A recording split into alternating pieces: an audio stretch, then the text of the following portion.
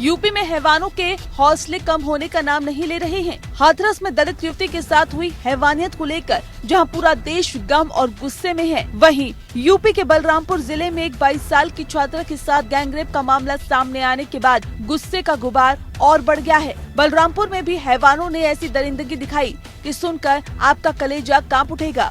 आरोप है कि दरिंदों ने पहले मिलकर लड़की के साथ गैंगरेप किया और फिर लड़की की कमर और पैर तोड़ दिए। बलरामपुर की बेटी दरिंदों के दर्द को बर्दाश्त नहीं कर सकी और अस्पताल पहुंचने से पहले ही मौत की आगोश में चली गई।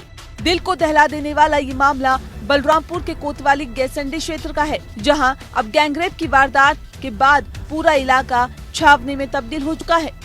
पुलिस ने छात्रा के भाई की शिकायत पर 2 नामजद लड़कों को गिरफ्तार कर लिया है। गैंगरेप पीड़ित की मां के मुताबिक 22 साल की बेटी मंगलवार सुबह 10 बजे बिमला विक्रम कॉलेज में बीकॉम प्रथम वर्ष में दाखिला कराने गई थी। घर वापसी में देरी होने के बाद कई बार फोन मिलाया गया, लेकिन बात नहीं हो सकी। रात करीब 7:45 बजे बेटी विक्षिप्त हालत में रिक्शे से घर पहुंची। उसकी तबीयत बेहद खराब थी।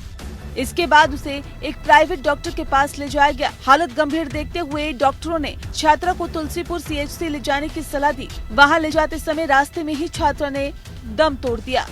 मां का आरोप है कि उसकी बेटी के साथ सामूहिक दुष्कर्म हुआ है। उसे अगवा कर कई लोगों ने उसके साथ दुष्कर्म किया। पोल खुलने के डर से दरिंदों ने छात्रा की कमर और दोनों टांगों को तोड़कर और जहर देकर रिक्शे से घर भेज दिया। हालांकि बलरामपुर पुलिस इन आरोपों से इनकार कर रही है, लेकिन गैंगरेप की लगातार वारदात के बाद अब विपक्ष आग बबूला है। मायावती पूरी तरह से योगी सरकार पर बिफर पड़ी हैं।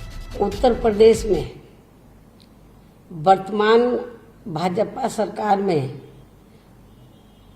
तो कानून का नहीं बल्कि गुंडों, बदमाशों, माफियाओं, बलात्कारियों एवं अन्य अराजक तत्वों का राज चल रहा है। कि मैं सोच रही थी कि हाथरस के बाद ये लोग हरकत में आएंगे, लेकिन नहीं आए।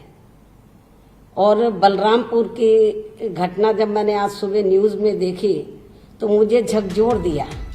यूपी के पूर्व मुख्यमंत्री अखिलेश यादव ने भी ट्वीट करते हुए तुरंत कार्रवाई की मांग की है।